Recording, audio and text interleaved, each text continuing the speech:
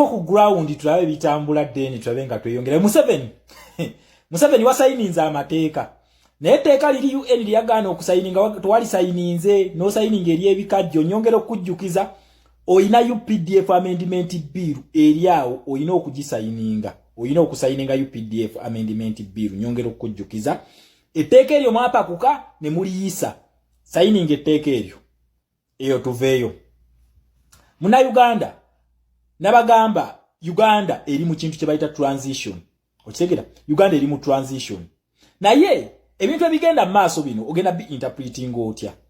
okitegera ekintu kino njagala oddeyo olabe video eno olabe video eno kati eno ye part 2 eno video past facts ekintu yakikujjiddeyo bulungi lwaki olaba leero bakuliyetinga ebibiina bino kiva kuki soko oddeyo olabe video eno nga part 1 then ojja olabe video eno number 2 oba toyina budde bumalayo video eno gireke kubanga igenda kwetaaga omuntu omugumikiza okusobola okutegeera kyengira kubanga Museveni ono azenga atusiwaza niwe tunaamanyanga muvuze zaazanya tugenda kumwetegekera nabagambye history wafa ino okukyukamu okitegeera ekintu ekyo history ino okukyukamu kakati kiki ekigenda maaso mu Uganda ne mu revolution yaffe Museveni ono ali mu creating bina wano past facts akugambye lwaki Museveni akozesa weak candidate strategy agikozesa atya okitegeera Museveni ono yayitanga bakatumba oye ng'akimanyi tebasobola kuwangula ng'akimanyi then naye okwagala olwokubanga abadde atufugira mu system gye bayita faked democratic system aleta bakatumba oye bano babeerewo nga illusion okusiba international community nti democracy yabadde akolaki buli omu yamwesimbyeko era akalulu kabadde free and fair number 2 okudividinga obululu naye ate ekintu kino ku luno olwaleero kikyuseemu simanyi bamwakyetegereza nti katumba oye owa mu revolution eyaffe ate agenda kubeera Muhammad Nsereko bebano wano bakuyetinze ebiina byabwe bajjanga ba candidate nga ba presidential candidate wano nkutereddewo DP kuba tetunamanya kyavudde mutabamiruka waabwe then nkutereddewo PFF tetunamanya ani gwe baleeta nebino ebibiina kwetedde ani gwe baleeta Nsereko nga presidential candidate Mathias Mpuuga then ne UPC leeta akera abantu bano bebabadde ba leading opposition naye ku luno basazeewo kujjanga ba weaker candidates in a weak candidate strategy past facts yakunyonyodde lwaki abantu bano basazeewo bajje nkugambye mabegaawo Museveni abadde atufugira mu kintu kibayita faked democratic system gyabadde atufugiramu kati abantu bano nga bakimanyi kino ne banajja mu kalulu results zigenda kusigala kyekimu osegere kintu ekyo tezigenda kukyuka zigenda kusigala kyekimu yensonga lwaki babadde nga baleeta ba candidate bajje ba contesting ne Museveni just kubika illusion kulaga international committee yakalulu kabaddewo naye nga bote bajja nga bo bali comfortable mu bifo byabwe leero kiki ekibataanudde okuzanya strategy z'abakatumba oye ez'abakatumba oye zebazanye essaawa eno lwaki abantu bano ate kakati babadde bakulya system eri be bagituukiriza kankulage mu bifaananyi abantu bano babadde balinya be baliwo okusiriwaza fa abantu ba wansi bano nga batoka nti Museveni bakompitinga naye abantu bano ate badde basubscribinga ku ono bamuyita Kiza Besigye okitegera gwe badde basubscribingako kati nti bano bonna okumala okusiriwaza ffe tulonda bano ne tubaleeta kati bano keka group akabaddewo ku strategy ya Museveni ya fake democratic system kati bano nga bayina leader waabwe abaddewo nga opposition ono Besigye then Besigye mu kusiriwaza mu system nga reportinga wani wono Museveni mumakati then Museveni ate ye mu system nasiriwaza abaki abazungu okitegera ekintu ekyo nkuddiramu katono njagala wetegereza akantu kano bano babaddewo nga baleeta ba candidate okusiriwaza abantu byakalulu gyekali naye nga bote bajja bali comfortable era nga bannayuganda mugamba lwaki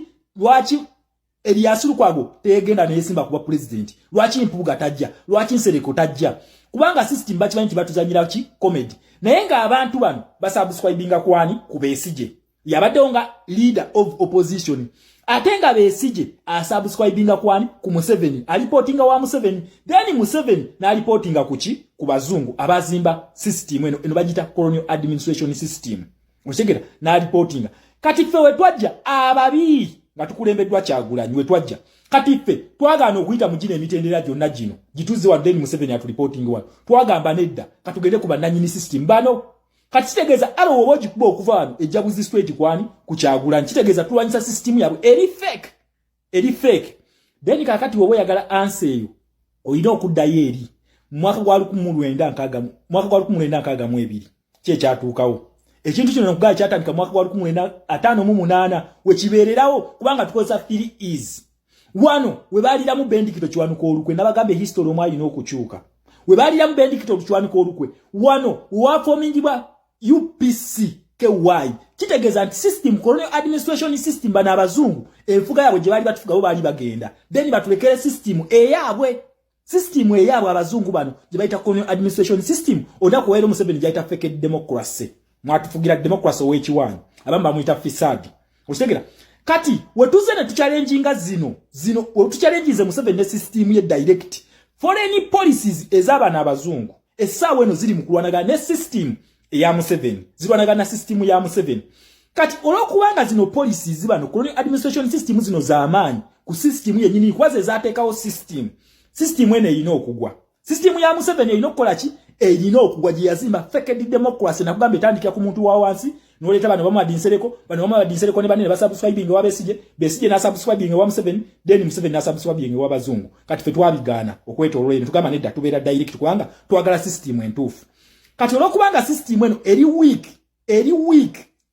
ku policies zino system eno erina okugwa then system eno weebeegwa ogenda mu kintu kye bayita climax ya system kati climax ya system eno yensonga lwaki bano essaawa eno bawika candidates past facts bayogeddeko mu party 1 bawika candidates ku luno ate babadde ba leaders aba opposition okategedde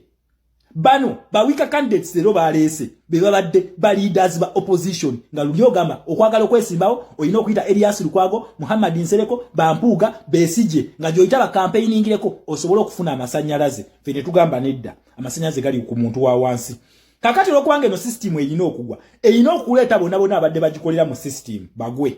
okitegera balina okugwa ne system gye bayita NRA oba NRM balina okugwa ne system eveewo ffe then tuzimbe eyaffe ife wano kubanga kati ffe system eyaffe ediringa direct ne colonial administration oba fake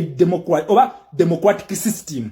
colonial administration system ediringa direct ne yaffe democratic system kati kitegeeza nti ffe tulina okuzimba system empya kati eno fisadi oba fake democracy ya Museveni n'akabinja ke erina okukola ki erina okuvaawo yensonga lwaki essaawa eno ekuleetedde ba key players abadde bazannya wa mu democratic eri mu fake democratic system eya Museveni mutegere ekintu ekyo kati erina okugwa ne bano then kati wemala okugwa ne bano ekintu kye bakoze Museveni ayagala tuzimbira mu system kitegeeza nti bano bali mu kuzimba ekintu kye bayita opposition eya National Unity Platform kati bakitegedde nti negenda kubeera government yensonga lwaki basaanyawo ebibiina biri key political parties zebabadde nazo okitegera zebabadde nazo eziplayinga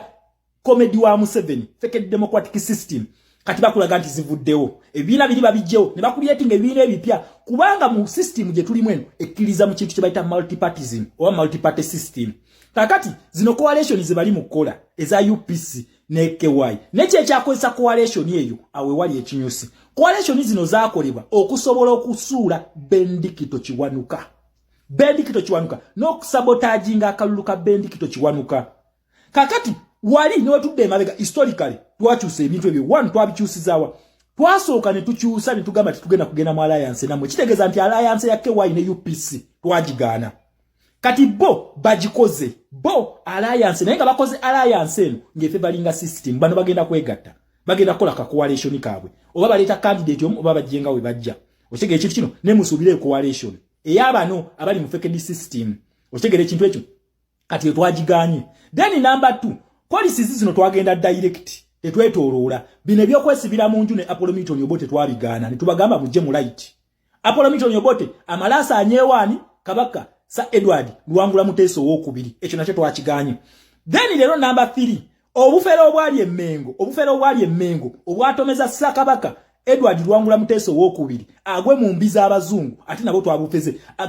twabakoze ki twabagobye ke kafere kano kamayiga twakagobye nako kagenda ne system kati kitegeeza nti obwakabaka bonna bubadde bwetooloddwa obufere bwa system eno kati kitegeeza nti abafere abali emmengo abali ebusoga bano bamuva wala kamayiga ke Buganda ne bali abamwa obugabe bwa nkole n'obwakabaka obusigadde bagenda ne system then tuzimba system empya okuva mu culture economic ne political system then eno system enkadde erina okukola ki erina okugwa then number 2 munnayuganda kyotalina kwerabira buno obubira buno bwebaforminza obugenda okujjanga opposition ya National Unity Platform mu new government ate ffe bannansi tulina okubulwanyisa tubugjewo then tuyoke tutererere ddala kubanga buno bubina bwa Museveni yensonga kyo Besigye na Balukwago. Yes, alright. Kulisaayo obwakedde oli ku Yugi Update TV ko sinziro bango otuuliriza era nkutegeeza bale kwekuumira ku mayengo gano go mukwano gwange ali eyo ampuliriza. Abali mu diaspora mbalamusizaako nnyo mwe bale kwekuumira ku mayengo gano abali emitala w'amayanja mwenna Canada, US, Asia,